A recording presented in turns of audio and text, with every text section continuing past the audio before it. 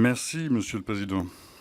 Mesdames, Messieurs, chers collègues, comme vous le savez, notre groupe a choisi d'inscrire dans sa niche du 21 février prochain une proposition de loi tendant à l'institution d'un fonds de soutien à la création artistique.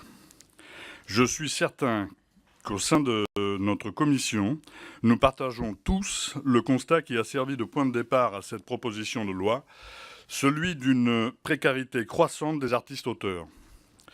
Les artistes-auteurs apparaissent à de nombreux égards comme les parents pauvres de la culture. Le budget que le ministère consacre à la création artistique est extrêmement faible, comparé à celui qui est fléché pour l'audiovisuel public ou même le spectacle vivant. Seuls 74 millions d'euros sont affectés aux arts visuels, soit presque 10 fois moins que pour le spectacle vivant. Les artistes-auteurs sont aussi, pour beaucoup, les laissés pour compte du droit d'auteur.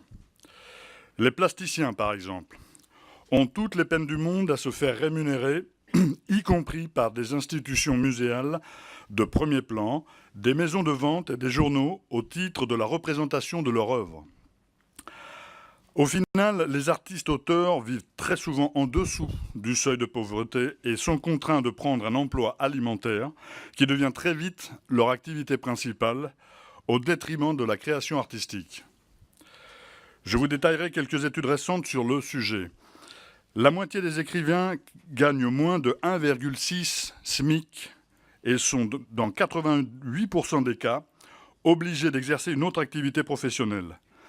20% d'entre eux vivent sous le seuil de pauvreté, alors que ce taux s'établit pour la population dans son ensemble à 14%. La situation des auteurs de bande dessinée est pire encore. 53% sont en dessous du salaire minimum et 50% des femmes auteurs de bande dessinée vivent en dessous du seuil de pauvreté. Une œuvre qui nécessite 1 an de travail à temps plein est ainsi souvent rémunérée moins de 7 000 €. Les plasticiens également connaissent un taux de pauvreté extrêmement élevé. Bien loin de quelques stars du milieu qui peuvent vendre leur toile à prix d'or, 53% d'entre eux vivent avec moins de 8 700 € par an, soit bien en dessous du seuil de pauvreté. Vous me direz, il existe des aides publiques et privées dans ce domaine. Mais si l'on regarde leurs critères d'octroi, on s'aperçoit très vite qu'elles ne peuvent concerner qu'un très petit nombre d'artistes, ayant déjà fait leurs preuves et qu'elles sont presque toutes et qu'elles ont presque toutes pour condition d'avoir déjà un projet en tête, et qu'elles ne sont pas pérennes et souvent d'un faible montant et généralement pas cumulables entre elles. Je vous donnerai un seul exemple. L'aide du Centre national des arts plastiques a été distribuée à 19 artistes, pour une population de 61 223 personnes. À l'évidence, le système actuel n'a ni pour objectif ni pour effet de remédier à la précarité des artistes-auteurs. Finalement, le seul dispositif pérenne qui existe pour eux est celui du droit commun, le RSA. Or, la création a un coût. À défaut d'avoir un prix, le plasticien doit acheter des matériaux, le photographe doit voyager, l'écrivain doit mener des recherches, etc., etc. Ce n'est pas en vivant sous le seuil de pauvreté, quoique véhicule cette image romantique de l'artiste, que l'on peut créer librement.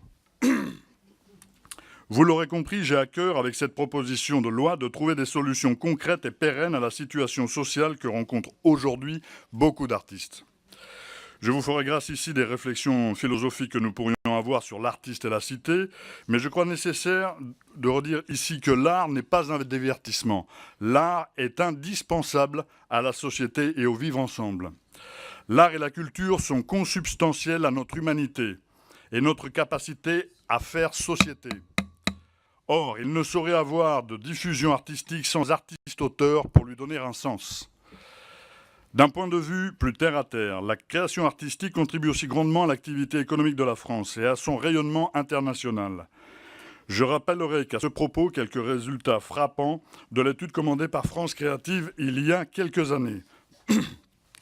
Les industries créatives représentent 83,6 milliards d'euros de revenus et 1,3 million d'emplois. C'est le 3e secteur économique après l'hôtellerie-restauration et le bâtiment devant l'automobile. l'industrie pharmaceutique, etc., est derrière.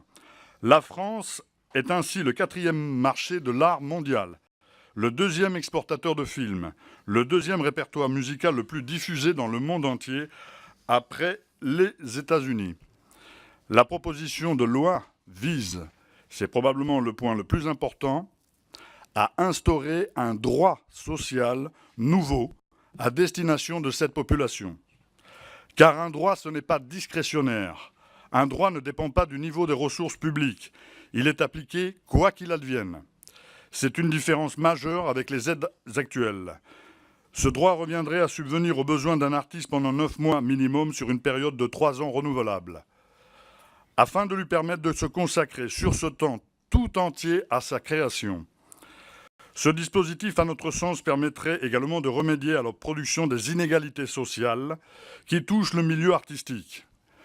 Ceux qui viennent d'un milieu aisé, à même de les soutenir financièrement, sont libres de créer, quand ceux qui viennent de milieux modestes sont de facto évincés. Cette situation ne peut qu'appauvrir la création française.